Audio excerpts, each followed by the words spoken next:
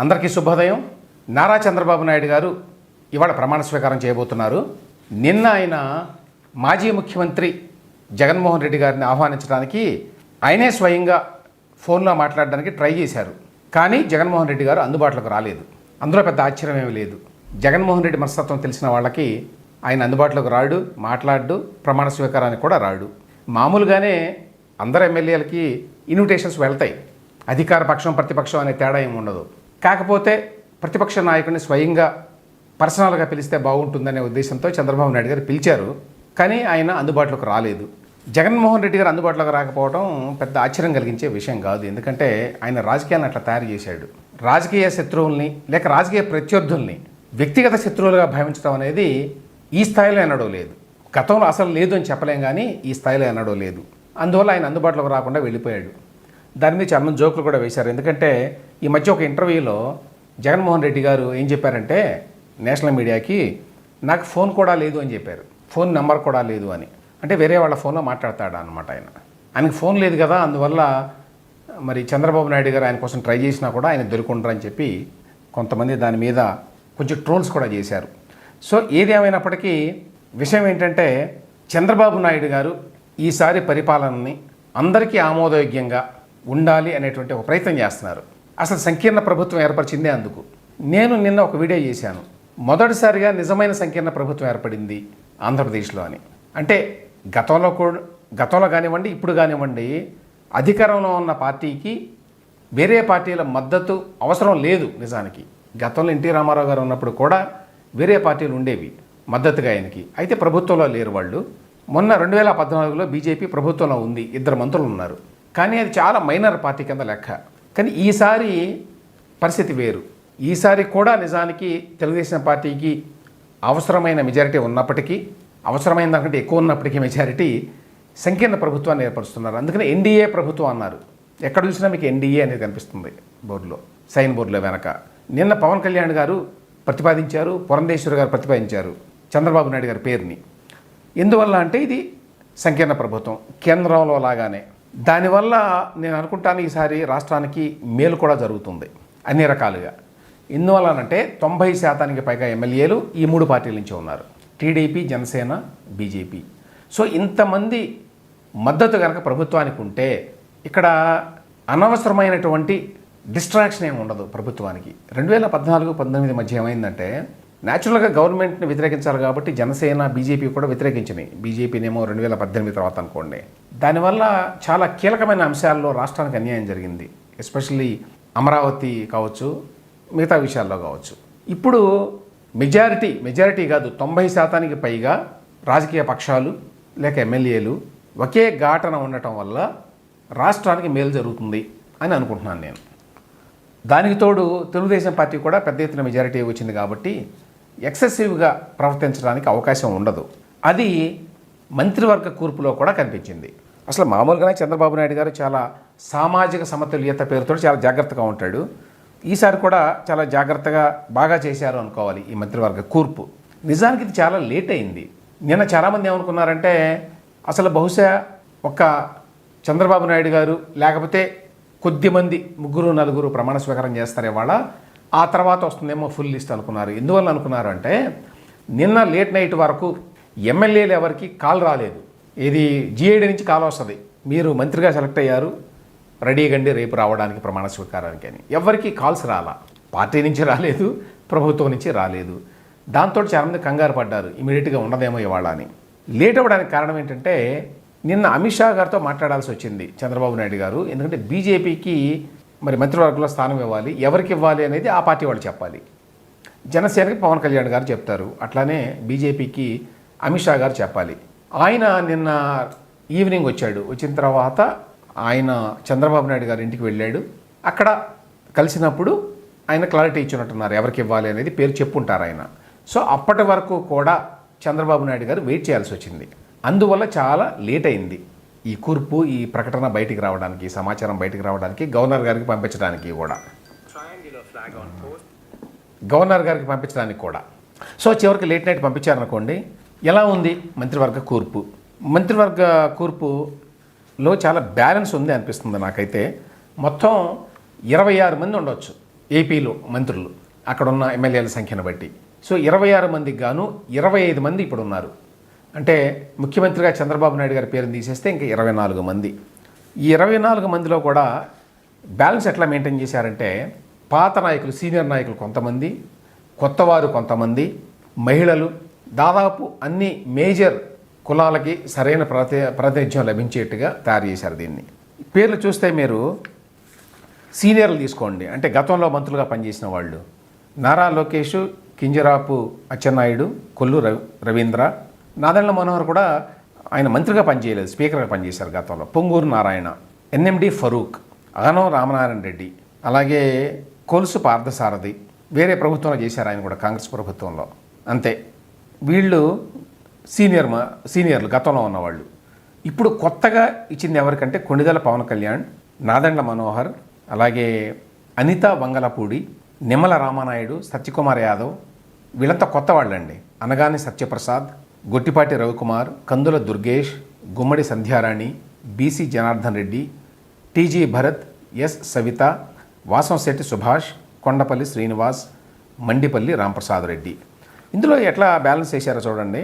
ఏం చేశారంటే, ముగ్గురు రెడ్డి వర్గానికి చెందిన వాళ్ళకి ఇచ్చారు. అంటే జగన్మోహన్ రెడ్డి చేసిన పొరపాటు చేయకుండా, ఏదో ఒక వర్గం మీద ఏదో కోపం ఉన్నట్టు అట్లా ప్రవర్తించకుండా రెడ్డి వర్గానికి ముగ్గురు.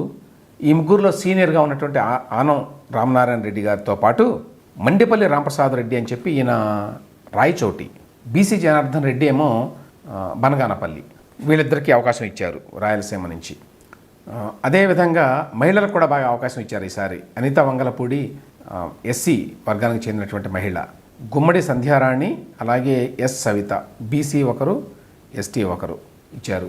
ఇందులో చాలామంది ఎక్స్పెక్ట్ చేసింది నిమ్మల రామానాయుడు గారికి ఇవ్వాలి అనుకున్నారు, ఆయనకి ఇచ్చారు. ఎందుకంటే ఆయనకి సీనియర్ ఎమ్మెల్యే, చాలా సిన్సియర్గా పనిచేశారు ఆయన, తెలుగుదేశం పార్టీలో కానివ్వండి, ఒక రాజకీయ నాయకుడిగా కానివ్వండి ఆయన నియోజకవర్గంలో. సో ఆయనకి తప్పనిసరిగా ఇవ్వాలని అనుకున్నారు, ఇచ్చారు. అలాగే వైఎస్ఆర్సీపీ నుంచి ఈ పార్టీలో చేరేందుకు గాను కొంతమందికి హామీలు ఇచ్చారు, హామీల ప్రకారం ఇచ్చినట్టున్నారు. ఆనం రామనారాయణ రెడ్డి గారు ఒకరు, కొలుసు పార్థసారథి గారు ఒకరు. వాళ్ళకి గతంలో ఇచ్చినటువంటి హామీలకు అనుగుణంగా ఇచ్చారు. సో మొత్తంగా వీళ్ళు సామాజిక వర్గాలకి సమతూకం పాటిస్తూ ఇచ్చారు అనేది ఒకటి స్పష్టంగా కనిపిస్తుంది. ముగ్గురు మహిళలు, బీసీలు 8 మందికి ఇచ్చారు. ఎందుకంటే బీసీలు చాలా కీలక పాత్ర పోషించారు ఎన్నికల్లో కాబట్టి వాళ్ళకి ఇవ్వాలి. ఎస్సీలు 2, ఎస్టీ 1, ముస్లిం మైనారిటీ 1. ఎన్ఎండి ఫరూక్ గతంలో కూడా ఎప్పటి నుంచో ఉన్నాడు ఆయన, టీడీపీలో సీనియర్ నాయకుడు, డిప్యూటీ స్పీకర్గా కూడా ఉన్నట్టున్నారు గత ప్రభుత్వంలో. సో లాస్ట్ గవర్నమెంట్లో ముస్లిం మైనారిటీకి ఇవ్వలేదు అనేటువంటి విమర్శ ఉంది చంద్రబాబు నాయుడు. ఈసారి ఇచ్చారు. ఒకరికి వయసుల నుంచి కూడా ఈసారి ఇచ్చారు. 4 కాపులు, 4 కమ్మ, 3 రెడ్లు. ఇది ఓవరాల్గా. అదేవిధంగా పార్టీల పరంగా చూస్తే జనసేనకి 3, 4 అనుకున్నారు కానీ 3 ఇచ్చారు. ఎందుకంటే 7 ఎమ్మెల్యేలకి ఒక మంత్రి పదవి అనేది ఒక ఫార్ములా పెట్టుకున్నారట. ఆ ప్రకారం 21 మంది ఉన్నారు కాబట్టి 3 జనసేనకి, బీజేపీకి 8 మంది ఎమ్మెల్యేలు ఉన్నారు కాబట్టి 1. సత్యకుమార్ యాదవ్ పేరు ఆబ్వియస్లీ అమిత్ షా గారు చెప్పారు, రికమెండ్ చేశారు. ఎందుకు బీజేపీ ఈ పేరును సెలెక్ట్ చేసిందంటే, సత్యకుమార్ యాదవ్ బీసీ, ఆయన ధర్మవరం నుంచి గెలిచారు. ఆయన వెంకయ్య నాయుడు గారి దగ్గర దశాబ్దాల పాటు పనిచేశారు. సో బీజేపీలో ఆ రకంగా ఆయనకి పైనుంచి కింద వరకు అందరూ తెలుసు. అయితే ఈయన బీజేపీలో వైఎస్ఆర్సీపీని బాగా విమర్శించేటువంటి నాయకుల్లో ఒకరు. చాలా పత్రికల వ్యాసాలు రాయడం ఇట్లాంటివి. ఎందుకంటే వెంకయ్య నాయుడు గారి దగ్గర ఉన్నారు కాబట్టి అలవాటు అనమాట, కొంచెం రాయడం ఎక్కువ అనేది అలవాటు ఉంది వీళ్ళకి, పత్రికలో తమ అభిప్రాయాలను వ్యక్తం చేయటం. ఆ విధంగా చేసినందుకు గాను ఈయన టీడీపీతో కలిపి మాట్లాడేవాళ్ళు, వైసీపీ వాళ్ళు, బీజేపీలో ఒక వర్గం కూడా. అంతేకాదండి, ఒక దశలో ఆయన్ని కమ్మ సామాజిక వర్గంలో కలిపేశారు కూడా. ఆ విధంగా క్రిటిసైజ్ చేస్తున్నాడు కాబట్టి వైఎస్ఆర్సీపీ ప్రభుత్వాన్ని గతంలో బీజేపీలో ఉన్న నాయకులు ఏపీలో చాలామందికి ఏమాత్రం విమర్శించేవాళ్ళు కాదు. ఎవరైనా విమర్శిస్తే వాళ్ళు ఐదర్ తెలుగుదేశం పార్టీ నుంచి వచ్చిన వాళ్ళు, లేకపోతే కమ్మ సామాజిక వర్గం అనేటువంటి ఒక ముద్ర వేయడానికి ప్రయత్నం జరిగేది. సో ఆ నేపథ్యంలో సత్యకుమార్ గారిని చాలామంది తెలియక ఈయన కూడా కమ్మ సామాజిక వర్గం అన్నట్టుగా మాట్లాడేవాళ్ళు. వాస్తవానికి ఆయన యాదవులు, బీసీ వర్గానికి చెందిన వాళ్ళు. ఆయనకి మంత్రి పదవి వచ్చింది. అమిత్ షా గారి మరి రికమెండేషన్ మేరకు ఇచ్చారు. ఇది అంటే బీసీలకు ప్రాధాన్యం ఇవ్వాలని చెప్పి ఆ పార్టీ అనుకుంది, ఆ ప్రకారం ఇచ్చారు. లేకపోతే ఇంకా చాలామంది ఉన్నారు నిజానికి. మరి కేంద్ర మంత్రివర్గంలో పనిచేసినటువంటి సుజనా చౌదరి గారు ఉన్నారు, మంచి మెజారిటీతో గెలిచారు విజయవాడ వెస్ట్ నుంచి, ఆయనకి అవకాశం ఉంది అని అనుకున్నారు. అలా చాలామంది నాయకులు బీజేపీలో ఉన్నారు, కానీ బీసీకి ఇవ్వాలని చెప్పి ఒక నిర్ణయం తీసుకుని బీజేపీ ఆ విధంగా రికమెండ్ చేసింది. జనసేన ఏమో సహజంగా పవన్ కళ్యాణ్ ఉన్నారు అనుకోండి, డిప్యూటీ సీఎంగా ఉన్నారు ఆయన. నాదెండ్ల మోహన్ గారికి ఎట్టి పరిస్థితుల్లో ఇస్తారని చెప్పి అనుకున్నారు, ఎందుకంటే నంబర్ 2గా ఉన్నారు జనసేనలో ఆయన. సో మరొకరు ఎవరు అంటే కందుల దుర్గేష్ పేరుని సెలెక్ట్ చేశారు పవన్ కళ్యాణ్. ఇక తెలుగుదేశానికి వస్తే మొత్తం 20 మంది ఉన్నారు, చంద్రబాబు నాయుడు గారు కాకుండా.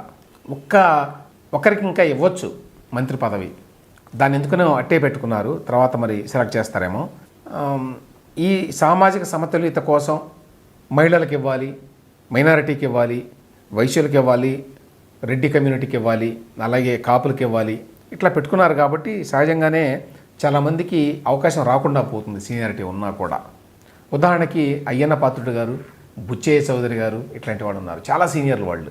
ధూళ్ళపాళ నరేంద్ర అయితే అంతమంది కమ్మ వాళ్ళకి ఇవ్వలేరు కాబట్టి బహుశా బుచ్చయ్య చౌదరి గారికి రాలేదు, ఆయనకి మంత్రి పదవి దక్కలేదండి అప్పటికి ఇప్పటికీ. బహుశా ఎన్టీఆర్ టైంలో ఏదో బ్రీఫ్గా ఉన్నట్టున్నారు అంతే. ఇప్పటికి 7 సార్లు 8 సార్లు గెలిచారు ఆయన, కానీ పాపం అవకాశం రాకుండా పోయింది. ఎందుకంటే ఆయన కమ్మ సామాజిక వర్గానికి చెందినవాడు, టీడీపీలో ఉన్నాడు, వేరే పార్టీలో ఉంటే వచ్చేదేమో ఆయనకి. సో ఆ రకంగా ఆయనకి రాలేదు. మరి అయ్యన్న పాత్రుడు గారికి కూడా రాలేదు, ఎందుకంటే కుదరలేదు ఈ లెక్కల్లో. ఇక్కడ నాకు ఆశ్చర్యంగా అనిపించింది ఒకటి ఉంది, అదేంటంటే రాయలసీమకి ఎక్కువ వచ్చింది మంత్రి పదవులు. ఇక్కడ ఈ లెక్క ప్రకారం చూస్తే అనంతపురానికి 3, కర్నూలుకి 3 ఇచ్చారు, చిత్తూరుకు 1 ముఖ్యమంత్రి, కడప 1, విశాఖపట్నం 1, శ్రీకాకుళం 1, తూర్పుగోదావరి 2, ప్రకాశం 2, విజయనగరం 2, కృష్ణా 2, పశ్చిమ గోదావరి 2, గుంటూరు 3. మరి ఆ రకంగా చూస్తే రాయలసీమ ఈసారి మరి ఎక్కువ సీట్లు ఇచ్చింది కాబట్టి కూటమికి బహుశా దానికి ప్రాధాన్యత ఇచ్చినట్టున్నారు. సో మొత్తంగా సంకీర్ణ ప్రభుత్వం ఏర్పడుతోంది. సంకీర్ణ ప్రభుత్వాన్ని నడిపిన అనుభవం నిజానికి చంద్రబాబు నాయుడు గారికి గతంలో లేదు. ఎందుకంటే ఎప్పుడు కూడా తెలుగుదేశం పార్టీ ఒంటరిగానే ప్రభుత్వాన్ని ఏర్పరిచింది. ఆ పార్టీ పుట్టినప్పటి నుంచి కూడా మొదటిసారిగా ఈ స్థాయిలో వేరే వాళ్ళ మంత్రులుగా తీసుకోవడం జరిగింది. 4 మంత్రులు, అందులో జనసేనకి 3. సో కలిసికట్టుగా పనిచేయాల్సిన అవసరం ఉంది. 3 పార్టీలు ఉండటం వల్ల ఒక ప్రయోజనం ఏంటంటే నిర్ణయాలు తీసుకునేటప్పుడు కొంచెం విస్తృతమైన చర్చలు జరిగేటువంటి అవకాశం ఉంటుంది. ఒకసారి నిర్ణయం తీసుకున్న తర్వాత దాన్ని మళ్ళీ ఎవరు అడ్డుకోనటువంటి ఒక మంచి వాతావరణం ఉంటుంది. మెజారిటీ ఎమ్మెల్యేలు, మెజారిటీ పార్టీలు ఒకే వేదిక మీదకి రావడం వల్ల ఒక రకమైన పాజిటివ్ అట్మాస్ఫియర్ రాష్ట్రంలో వచ్చేటువంటి అవకాశం ఉంటుంది. నిన్న చంద్రబాబు నాయుడు గారిని మరి శాసనసభాపక్ష నాయకుడిగా ఎన్నుకునే సందర్భంలో కూడా పవన్ కళ్యాణ్ అలాగే పురంధేశ్వర్ గారు మాట్లాడిన మాటలు చూస్తే ముందు మంచి కాలమే ఉంది ఈ రాష్ట్రానికి అనేటువంటి ఒక కాన్ఫిడెన్స్ వస్తుంది. ఎస్పెషల్లీ చంద్రబాబు నాయుడు, పవన్ కళ్యాణ్ వీరిద్దరి మధ్య గత కొంతకాలంగా మంచి కెమిస్ట్రీ నడుస్తోంది. అది కనుక కొనసాగితే రాష్ట్రానికి మంచి జరిగేటువంటి అవకాశం ఉంటుంది. ఒకరినొకరు గౌరవించుకోవడం కానివ్వండి. నిన్న ఒకటి జరిగింది వేదిక మీద. ఫర్ ఎగ్జాంపుల్, చంద్రబాబు నాయుడు గారు అందరూ వేదిక మీదకి వచ్చారు ఎన్డీఏ పక్ష నేతగా ఎన్నుకోవడానికి చంద్రబాబు నాయుడు గారిని. ఆ సందర్భంలో 3 కుర్చీలు ఉన్నాయి, 3 నాయకులకి, 3 పార్టీల నాయకులకి. కానీ చంద్రబాబు నాయుడు గారి కుర్చీ కొంచెం సెపరేట్గా ఉంది ప్రత్యేకంగా. అది రాగానే చూశాడు ఆయన. చూసి కూర్చొని వెంటనే సెక్యూరిటీ వాళ్ళని పిలిచి ఈ కుర్చీని తీసేసి మిగతా వాళ్ళకి ఏ కుర్చీలు ఉన్నాయో అదే కుర్చీలు వేయమని చెప్పాడు. అంటే he is being very conscious, very aware and very sensitive ఆ పరిస్థితులకి. ఎవరిని అఫెండ్ చేయకూడదు, కుటుంబంలో ఉన్నటువంటి మిగతా పార్ట్నర్స్ను కూడా మనం సమానంగా చూడాలి అనేటువంటి ఆ ఆలోచనతో ఆయన ఉన్నాడు.